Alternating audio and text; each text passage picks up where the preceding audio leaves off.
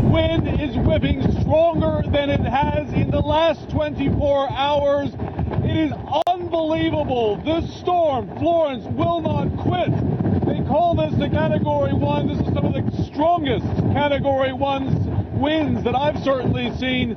Most of New Hanover County is now out of electricity. No electricity service to almost the entire county. Our cell phones have gone down. All communications here in county. We're now using a satellite phone and some other technology to even get this live shot out. It is absolute pandemonium here. That was Miguel Marquez a short time before we went on air. Conditions in many places have gotten no better. Hurricane Florence now a tropical storm, as you know. No one's idea of typical, though. Not on the track it took to get here, not on the enormous size, not on how slow it's moving. You heard 3 miles an hour. It's incredible. That lingering means feet of rain in places, not inches, feet, and hundreds of people needing rescue from last night through today, probably tonight. You saw the iconic photo before the break of volunteer Amber Herschel, who drove here from Indiana carrying a young girl to safety earlier. Shortly before airtime, I spoke with that girl's mom, Annazette Riley-Cromartie. Annazette, you were home with your 3 kids, with your husband, with your dog. I know you thought the house was going to be safe because it's a brick house. When did you realize that the situation was getting out of control? About like 11:30, 12 o'clock, when the water came into the house. It came in slowly, but then it just steady, kept rising. And then my husband, he pushed the mattress upstairs into the attic, and we were in there for a little bit, and the wind started getting really bad, so we just made the decision to come down out of the attic and put the kids on the top bunk bed for them to at least try to get some sleep, and hopefully the water didn't rise anymore. And then while we were still waiting, my husband kept hearing people yelling for help, and he tried to go outside and see if he could help, but then the water got up above his chest, and then he had to come back inside, and they were it's you can't help anyone because you just keep hearing people yelling, and you can't do anything. And it's the worst feeling in the world, to hear people yelling for help, and you can't do anything. So you could hear your neighbors screaming and yelling for help? Yes. And my husband, I was worried about my husband. He's like, babe, I can't just sit here and hear people yelling and not try to do something. And he tried to walk around in the water, but the water got too high. My husband's 6'2", and for him, the water got up to almost above his chest. He's like, I had to come back. And then we made sure the kids were okay, and then we called 911, and they was well, we can just wait. And then we didn't get anyone to come and get us until about 9 o'clock in the morning. So I understand it was a volunteer who came and rescued you. Is that right? Yeah, there were some guys from Indianapolis with some boats, and they were just basically just going back and forth, bringing people across I don't even know how far it was for us to get to land where the fire department was waiting with a truck, and we were just basically just waiting for people to just come onto the boat. When you saw them come, I mean, I can't imagine what that must have been the greatest feeling in the world. It was deep, but it felt like I was alive all over again. They were I felt so safe, and we made sure the kids got out first. We made sure our kids left, and then we stayed back, and then they came back and got us, and it was the longest time, not knowing, okay, I know they're going to be safe, but then, not really knowing until you actually got to see your kids again.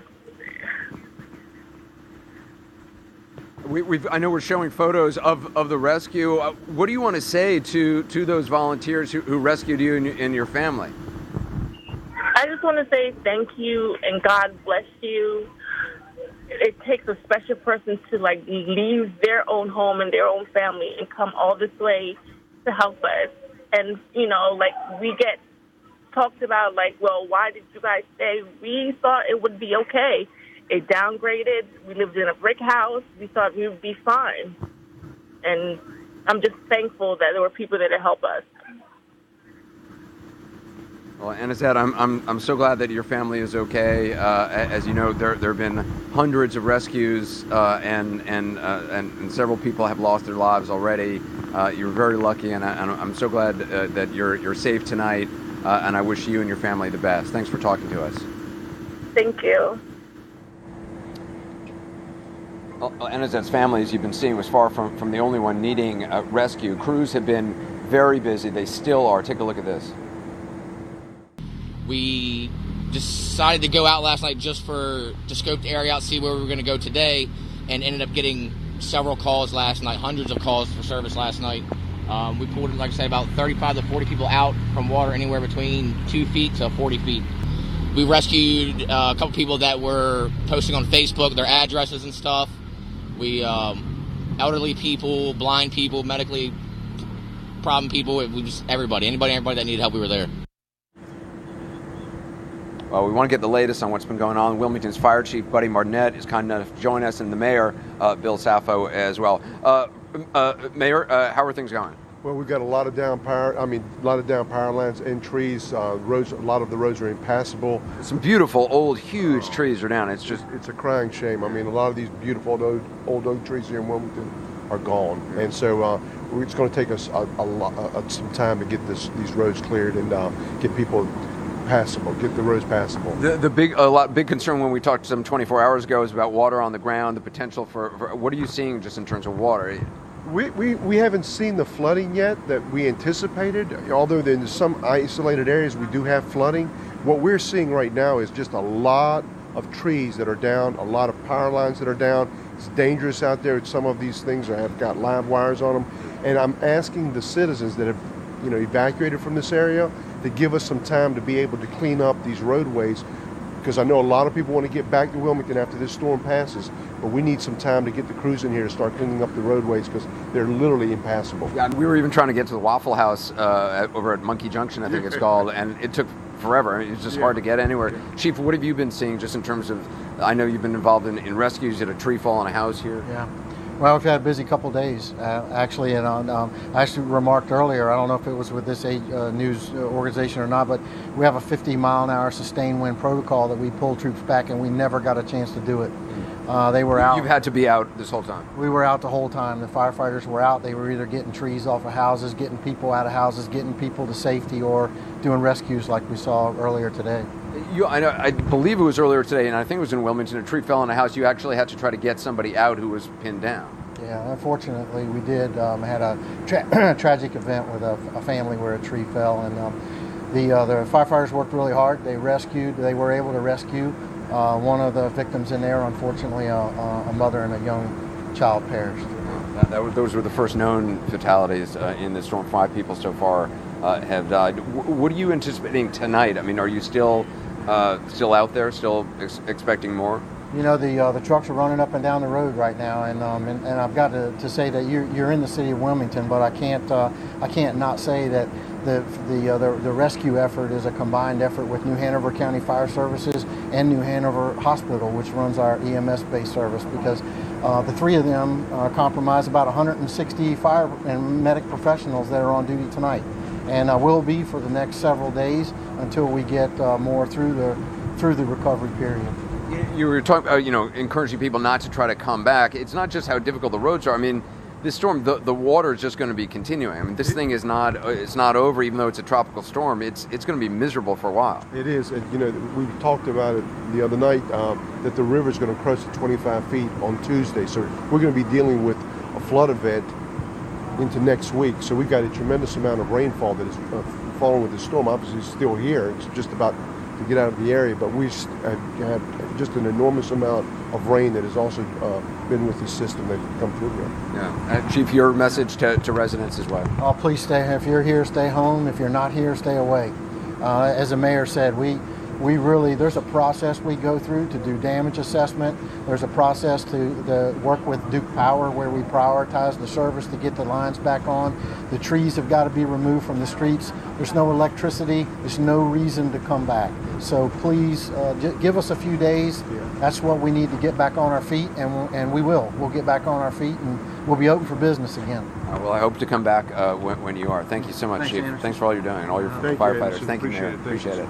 I want to check now in with CNN's Diane Gallagher, who is in New Bern, where we've been seeing a lot of those rescues. She had a close call with the flooding earlier tonight. She was on a National Guard vehicle when it began taking on water. She had to be saved by 3 volunteers who are with her now. Diane, what's the situation? Obviously, at this point, Anderson, we are safe. I just want to give an idea. That vehicle there you see behind us is very similar to the one that we were in.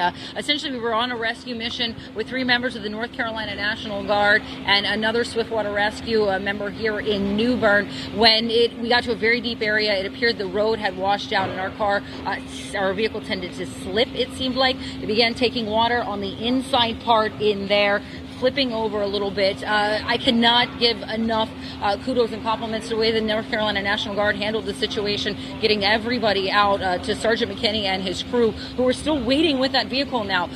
They were rescued. They went back to wait so they could get it out of here. The people who rescued us, though, Anderson, teenagers from New Bern who have been coming around here and basically rescuing, I think you guys said 50 plus people here. And so Robert showed up in his boat while we were trying to get out the back of that vehicle, Robert. And you guys have been doing this all day, though, right? It's not just the National Guard. Yeah, we've been doing this all day. Talk to me. What have you guys seen? What's been going on? We've seen a lot of people with a lot of water in their houses. There have been pets stranded. And anyone that needs help that looks like we can help, we try to go help. That's what we've been doing up here. I drove from Moorhead to Beaufort to get my boat, and then I came all the way up here when I found out about this. And we put my boat in. First rescue we did was actually an unofficial rescue. Don't tell the police department, but there are these people, and they're stranded outside their house. And they were all up on the porch because it's the highest part of their house. And we actually walked in, got them, carried them out. It was 2 very elderly people. And we put them in the back of my truck and in my boat. And we took them to their father's house where it's high and dry.